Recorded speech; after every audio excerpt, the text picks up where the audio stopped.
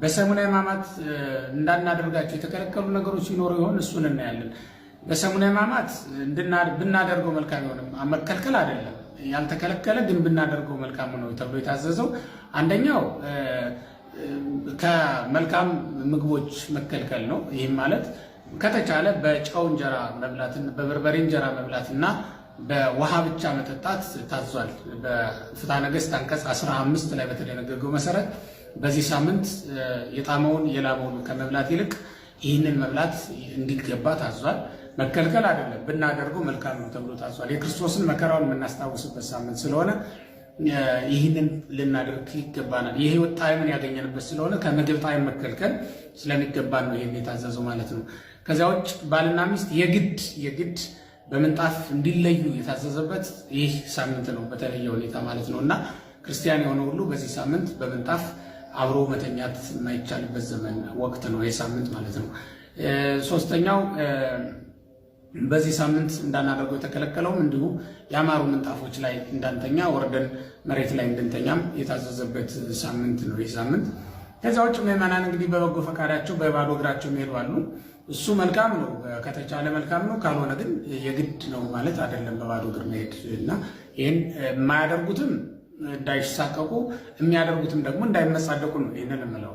ሁለቱም ተጠንቅቆ ሊያደርጉት ይገባል። ቢያደርጉት መልካም ነው፣ ባያደርጉትም ግን የተከለከለ ወይም ደግሞ የተወገዘ እንዳልሆነ ለማሳየት ስለፈለግኩ ነው ያነሳሁት። ከዚያ ውጭ ማማተብ በሰሙነ ሕማማት ይገባል ወይስ አይገባም ብላችሁ የምትጠይቁ ሰዎች አላችሁ። ማማተብ በዚህ ሳምንት አልተከለከለም፣ ማማተብ እንችላለን። ይህ ማለት በዚህ ሳምንት በነገራችን ላይ በመስቀል አምሳል መባረክ በብሉይ ኪዳንም ነበረ። ያዕቆብ በኦሪት ዘፍጥረት ምዕራፍ 49 ላይ ስንመለከት እንደምናነበው እጁን አመሳቅሎ የዮሴፍን ልጆች ይባረካቸው እንደነበረ ተጽፏል። ሌሎች ምልክቶች ይታያሉ። የመስቀል ምልክቶች ነበሩ። በዓለመ መላእክትም የመስቀል ምልክት ነበረ። የተከለከለው በዚህ ሳምንት ስርየተ ኃጢአት ነው፣ ከካህኑ መባረክ ነው። ያም ስርየተ ኃጢአት የሚያሰጥ ስለሆነ ነው እንጂ ማማተብ ኃጢአት ስለሆነ አይደለም። የተከለከለ የማይከለከል መሆኑን ልብ ማለት ይገባል። እንዳትከራከሩ ነው ይህንን ምለው አስቀድሜ የምናገረው ማለት ነው። ከዚያ ውጭ ጸሎት ነው። ጸሎት የተከለከለ ጸሎት የለም በዚህ ሳምንት። ጸሎተ ቅዳሴ ነው የማይቀደሰው በቤተ መቅደስ እንጂ የተከለከለ ጸሎት የለም። በግብረ ሕማማትም ቢሆን የታዘዘው እስከ ዓርብ ድረስ ታመመ ሞተ እስከሚለው ድረስ ጸልዩ የሚል ትእዛዝ ይገኝ ይሆናል በግብረ ሕማማት እንጂ ከዚያ ያለፈ ይህን ጸልዩ ይህን አትጸልዩ የሚል ስለሌለ መልክም ሊሆን ይችላል፣ ውዳሴም ሊሆን ይችላል። ብትጸልዩ መልካም ነው ክርስቲያኖች እና በዚህም መከራከር ስለማይገባ ነው የማነሳው። መጨረሻ ላይ የማነሳው ሰላምታ ነው። ሰላም መባባል ይቻላል፣ የይሁዳ ሰላምታ ይሆኑብናል ብለው የሚያስቡ ሰዎች አሉ። የይሁዳ ሰላምታን እና የሰውን ሰላምታ ምንጊዜም ቤተክርስቲያን ስታወግዛችሁ ትኖራለች። በየትኛውም ጊዜ የይሁዳ ሰላምታ የሚያቀርቡ ሰዎች አሉ እኮ። ይሄ ማለት ተንኮል ያለበት ፍቅር የሌለው ግን ደግሞ ላዩ ፍቅር የሚመስል ሰላምታ ማለት ነው የይሁዳ ሰላምታ። በእንዲህ አይነት አኗኗር የሚኖሩ ሰዎች እኮ አሉ። እንዲህም እየኖሩ ግን በዚህ ሳምንት ክርክር ሲያነሱ ይታያል። እና የተወደዳቸው እግዚአብሔር ቤተሰቦች ሰላምታው በራሱ የሚጎዳው ነገር የለውም እና ከይሁዳ ሰላምታ የራቀ ነው የኛ ሰላምታ፣ ምንም ጥርጥር የለውም። በዕለተ ሐሙስ ብቻ ግን በግብረ ሕማማት እንደተጻፈው ከሰላምታ ይከልከሉ የሚል ንባብ ተጽፎ ይገኛል። ከዚያ ያለፈ ግን አሁን የዛን ቀንም ቢሆን አድርገውት ቢገኙ ምዕመናን ኃጢአት ነው ማለት ግን አይደለም እና በዚህም እንዳትከራከሩ እንዳትጨናነቁም ነው ይህንን መናገሬ። ከዚያ ውጭ በመጨረሻ አንድ ልበል። በዓላት ቢኖሩ በዚህ በሰሙነ ሕማማት መስገድ ይገባል ወይስ አይገባም ብላችሁ የምትጠይቁ ሰዎች አላችሁ። በሰሙነ ሕማማት ስግደት የሚከለክል ምንም አይነት ነገር የለም። በሰሙነ ሕማማት በ5500 ዘመን ውስጥ እንደነበሩ ሰዎች ሆነን ነው የምንሰነብተውና በ5500 ዘመን እንደነበሩ ሰዎች ሆነን መስገድ አለብን። በዓሉን እኮ የምናከብረው በስግደት ነው። በዚህ ወቅት ያሉ በዓላት በሙሉ የሚከበሩት በስግደት ነው። ሌላ ጊዜ ቢሆን በቁርባን በቅዳሴ በማህሌት እናከብራቸዋለን። አሁን ግን ማህሌቱም ቁርባኑም ቅዳሴውም የለም። የምናከብረው በምንድን ነው? በስግደት ነው ማለት። ለዚህም ነው ከጌታ 9 ታላላቅ በዓላት መካከል አንዱ ዕለተ ስቅለት ነው። ስቅለትን በስግደት ነው የምናከብረው። ታዲያ ከዚህ የሚበልጥ እኮ በዓል የለም። የሚካኤል የማርያም እንዳንሰግድ ማን ነው የሚከለክለን? እና ይሄ ምናልባትም ከእውቀት ማነስ የተነሳ ክርክር ካልሆነ በስተቀር ምንም የሚያከራክር ነገር አይደለም። በቤተክርስቲያናችን ሊቃውንትም ዘንድ በጥንታውያን መምህራን ዘንድ አይከለከልም። መስገድ ይገባል፣ ልትሰግዱ ይገባል። ስንፍና ካልሆነ በስተቀር ሌላ የሚከለክለን ነገር የለም ለማለት ነው።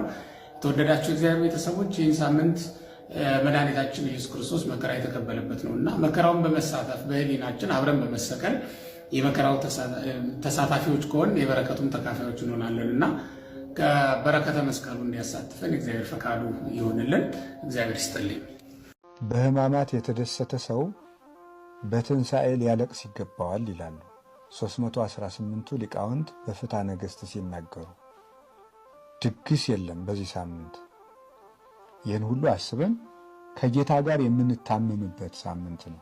ከክርስቶስ ጋር የታመመ ሰው ከክርስቶስ ጋር ይነሳልና። እነዚህ ሕማማትም ለእኛ ክብሮቻችን ናቸው። ቅዱስ ዮሐንስ አፈወርቅ እንደተናገረ ይትባረክ እግዚአብሔር ዘሰመየ ሕማማተ ወልዱ ክብረ ወስብሃተ። የልጁን ሕመም ለእኛ ክብር ያደረገ እግዚአብሔር ይመስገን። የልጁን ሕማም መከራ ለእኛ ክብር ያደረገ እግዚአብሔር ይመስገን። እነዚህ ሕማማት ለእኛ ፈውስና መድኃኒት ናቸው። በተወክፈ ሕማማተ እንተምሉ መድኃኒተ። ቴዎዶሲዎስ የሚባል ሊቅ ሲናገር በሃይማኖተ አበው ድህነትን የተመላ ሕማምን ተቀበለ ይላል። ድህነትን የተመላ ሕማምን ተቀበለ። በተቀበላቸው ሕማማት ውስጥ ድህነት አለ፣ የሰው ልጅ መዳን አለ። ሲታሰር ከታሰርንበት ቁራኝነት እርግማን ፈቶናል፣ ቤዛ ሆኖናል።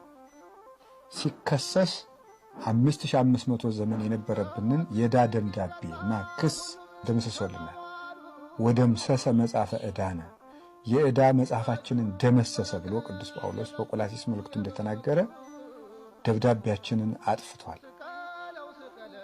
የአይሁድን ግርማ ወይም የሚያስፈራ የሚደነፋ ፊት በመስማቱ በማየቱ ያጋንንትን ፊት ላየንበት ዓይናችን ቤዛ ሆኖልናል። የአይሁድን ይሰቀል ይሰቀል የሚል ድምፅ ስለሰማው ጆሮ ያጋንንትን ማስፈራራት የሰማንበትን ያንን ድምፅ ቤዛ ሆኖልናል። እሱ ስለተገረፈ በሕማም 5500 ዘመን በሞት የተገረፍነውን ግርፋታችንን አርቋል። ስለ መራቆቱ ከጸጋ ተገፈን የነበርነውን ወደ ጸጋ መልሶ የተጠመቃችሁ ሁሉ ክርስቶስን ለብሳችሁታል እንዳለ ቅዱስ ጳውሎስ በጥምቀት እሱን ለመልበስ አብቅቶናል። በመራቡ ምክንያት ቅዱስ ሥጋውን ክቡር ደሙን አጥግቦናል።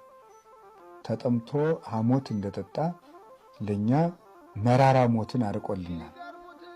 ስለተቸነከረ ተቸንክረንበት የነበረውን የሞትን ችንካር የሞትን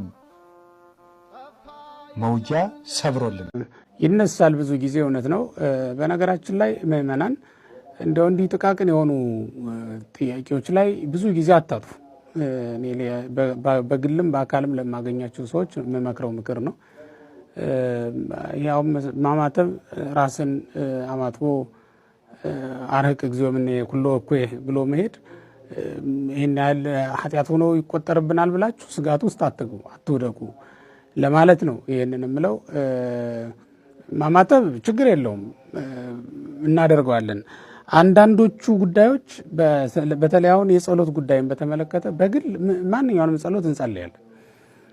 የተከለከለበት እንኳን አንቀጽ ቢኖር የተከለከለ ጸሎት ቢኖር የሚከለከለው በቅኔ ማህሌት ውስጥ በማህበር በምናደርሰው ጸሎት ላይ ነው እንጂ በግል ጸሎታችን ይህን ጸልዩ ይህን አትጸልዩ ተብሎ የተከለከለም ነገር ስለሌለ እሱን ማድረግ እንችላለን። በአጋጣሚ አንድ ሰው ዛሬ እየጠየቀኝ ነበረና በስመ አብ ወልድ ማለት አይቻልም ማለት ሲለኝ ነበርና ይህም ማለት ምንም የሚያመጣው ችግር የለም። በስመ አብ ወወልድ ወመንፈስ ቅዱስ እንላለን። ሥላሴ ቀዳማዊ ነው፣ ሥላሴ ዳህራዊ ነው እና ይሄ በሰሙነ ሕማማት አንለውም፣ በሌላ ጊዜ እንለዋለን። የምንለው ነገር የለም። እርግጥ ነው በስመ አብ ወወልድ ወመንፈስ ቅዱስ ብለን መጥራት የጀመርን ጌታ ሰው ከሆነ በኋላ ነው።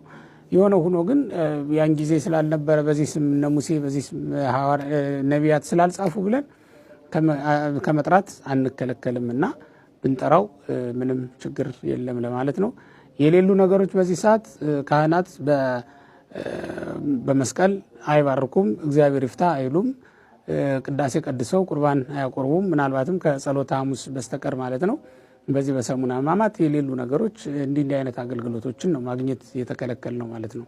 ያ የሚሆነው የካህኑ ቡራኬ ስርየተ ኃጢአትን የሚያሰጥ ስለሆነ ነው። ምእመናን ልብ ማለት የሚያስፈልገው አሁን አንዳንድ ጊዜ ማማተብ መባረክ ነው፣ ራስን መባረክ ነው ብለን ልናስብ እንችል ይሆናል። ግን አይደለም። ይሄ ካህናቱ ቡራኬ ከዚህ ይለያል። ስርየተ ኃጢአትን የሚያሰጥ ቡራኬ ነው። እግዚአብሔር ይፍታ ብሎ በቃሉ ሲባርከን የኃጢአት ስርየት የምናገኝበት ቡራኬ ስለሆነ የኃጢአት ስርየት ደግሞ በዚህ ሰዓት አልተሰጠም። ይሄ ማለት በ5500 ዘመኑ ስርየተ ኃጢአት አልነበረም እና ስርየተ ኃጢአት የኃጢአት ስርየት ያልነበረበትን ዘመን ለማስታወስ ነው። ቡራኬውንም በቤተ ክርስቲያን ቀኖና የሚከለከለው ለዚህ ነው።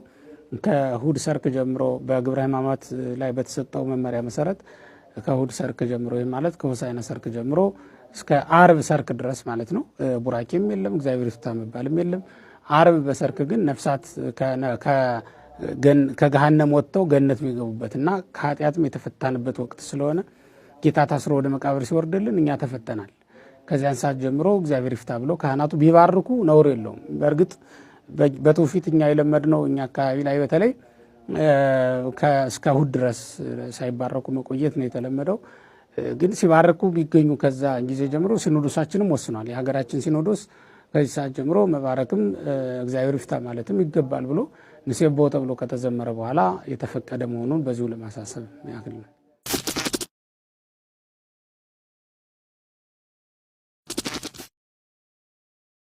ማማተብ ግን ይቻላል ሳምንቱን። ለምን የማንባረክበት ምክንያት ሐዘንን ለመግለጥ የጌታችን መከራውን ለመግለጽ ስቃዩን ለማሰብ ሰላም የሚሰጥ አምላክ ሰላም እንደሌለው አድርገው እያንከላከሉ እያዳፉ ሰቀሉት ለማለት ሰላም የምናገኝበትን መስቀል ሳንሳለም እንሰነብታለን እንጂ ሰውነትን ማማተብ አማትቦ መስገድ ግን አይከለከልም። ይህንን አድርጎ አርብ ማታ ለእሑድ እስከ እሑድ ድረስ አክፍሎ መዋል ይገባል። ማንኛውም ሰው ማክፈል ይገባል። ይህንንም አባቶቻችን ሰለስቱ ምዕት በሃይማኖተ አበው ምዕራፍ 21 ቁጥር 27 ላይ ኢትጹም በመዋዕለ ሰናብት ከመ ኩሎን መዋዕል፣ እንደ ሌሎች ቀኖች ዓርብ ረቡዕን እንደምትጾምበት ከሰኞ እስከ ዓርብ በአርባ ጾም እንደምትጾም አድርገህ በሰንበት ቀን አትጹም። ዘእንበለ አሐቲ ዕለተ ሰንበት በማኅተወ ፋሲካ፣ የፋሲካ የእሑድ ዋዜማ ከምትሆን ከአንዲት ዕለተ ሰንበት ከቀዳሚት በቀር አትጹም። አመሃሎ እግዚእነ ውስተ መቃብር፣ የሰማይና የምድር ጌታ ኢየሱስ ክርስቶስ በመቃብር ውስጥ ከዋለባት ከአንዲት ከቀዳሚት በቀር አትጹም ብለው ያችን ቀን እመቤታችን ሐዋርያት ከጸሎተ ሐሙስ ጀምረው ነው የጾሙት። ከዚህ ጀምሮ ጾመው ጌታ ሲነሳ ካላየን አንበላም ብለው ሐሙስ ማታ እንደቀመሱ እስከ እሑድ ድረስ ጾመውታል።